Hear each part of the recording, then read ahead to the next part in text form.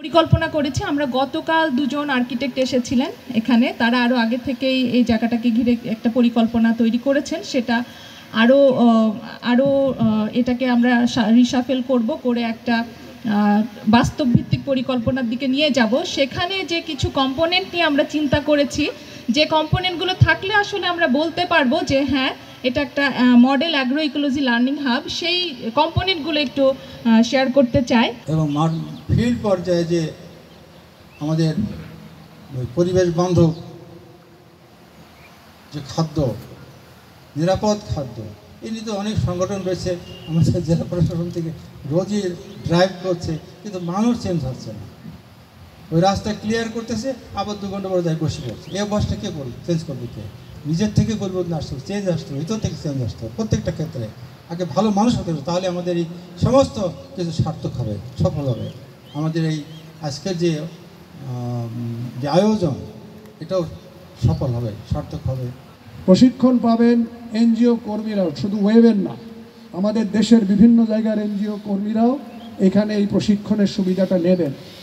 এমনকি আমরা আশা করছি এই সেন্টারের মাধ্যমে আমরা সাউথ এশিয়ার প্রশিক্ষণও এইখানে কোনো ক্ষেত্রে বছরে 1 টাকা 2টা আমরা এখানে করতে সক্ষম হব। এবং অ্যাগ্রো ইকোলজি লার্নিং হাব হিসাবে ইন্টারন্যাশনালি আমাদের কিছু যোগাযোগ হয়েছে। ইতিমধ্যে ব্রাজিল, নেপাল এদের প্রতিনিধি এখানে ঘুরে গেছেন, তারাই বলেছেন যে এটা সাউথ এশিয়ার একটা হাবেও পরিণত হতে পারে। এইরকম একটা কাজের গর্বিত অংশীদার হিসাবে অংশগ্রহণের জন্য চুয়াডাঙ্গা জেলার সর্বস্তরের কর্তৃপক্ষ, মিডিয়া প্রতিনিধি সহ সর্বস্তরের সংগঠন প্রতিষ্ঠানের প্রতিনিধিদের আন্তরিকভাবে অংশগ্রহণ, সহায়তা এবং এটাকে প্রতিষ্ঠিত করার আহ্বান জানিয়ে আমার বক্তব্য এখানেই শেষ করছি। এই বিষয়গুলোকে একসাথে রেখে বিভিন্ন প্রকার প্রোগ্রাম করা হোক। ওয়াইফ ফাউন্ডেশনের এই প্রোগ্রাম আমাদের কৃষক এবং আমাদের সচেতন মহলে অবশ্যই একটা নাড়া দিবে যে আসলে আমরা কি খাচ্ছি। আমাদের আরও অ্যাওয়ার হওয়া উচিত, সচেতন হওয়া উচিত। আমরা পুলিশ আমাদের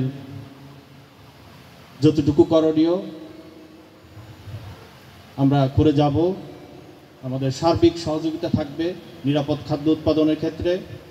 সেক্ষেত্রে সংশ্লিষ্ট এক্সপার্ট যে প্রতিষ্ঠানগুলো রয়েছেন, সরকারি বেসরকারি, তারা আমাদের যে কোনো ধরনের যদি সহযোগিতা চায়, ইনশাল্লাহ আমরা সহযোগিতা করব। তা আমি মনে করি যে ওয়াইফ ফাউন্ডেশনের যে প্রথম যে প্রজেক্টটা, যে এখানে একটা ট্রেনিং সেন্টার করবে এবং সেখানে মূলত কৃষকদেরকে এবং বিভিন্ন এনজিও কর্মীদেরকে ট্রেনিং দিবে, সেখানেই কিন্তু আমার মনে হয় ভালো একটা বেস তৈরি হয়ে যাবে। যে জানলে একটা লোক যদি জানে তাহলে তার দ্বারা সম্ভব। আর যে কৃষক এত বড় ভুট্টা গাছে সার ছিটাইছে, সে তো মনে করছে জমিতে সার দিছে আর কি, কাজ তো হবেই, কিন্তু সেটা তো জায়গা মতো পৌঁছায় না বা এটা দেওয়ার প্রয়োজনও ছিল না। আসলে এই এলাকাটা, বিশেষ করে চুয়াডাঙ্গা, মেহেরপুর, ঝিনাইদহ, এটা খুবই কৃষি ইন্টেন্সিটি খুব বেশি। এবং আমি মনে করি ওয়াইফ ফাউন্ডেশন মানে খুব ভালোভাবেই জায়গাটা চুজ করেছে যে এই এলাকাতেই এই 2টা প্রকল্প নেওয়া দরকার। পাশাপাশি তারা ফলের বিষয়টা, দ্বিতীয় প্রকল্পটা ছিল যে ফল উৎপাদন কিভাবে পরিবেশ বান্ধব ওয়েতে করা যায়। এবং এটা তো আপনারা জানেন যে এই এলাকা তো ফলের, বিশেষ করে বাংলাদেশে যে ফলগুলা প্রোডাকশন হয় তার মধ্যে চুয়াডাঙ্গা, ঝিনাইদহ, মেহেরপুর এই এলাকাতেই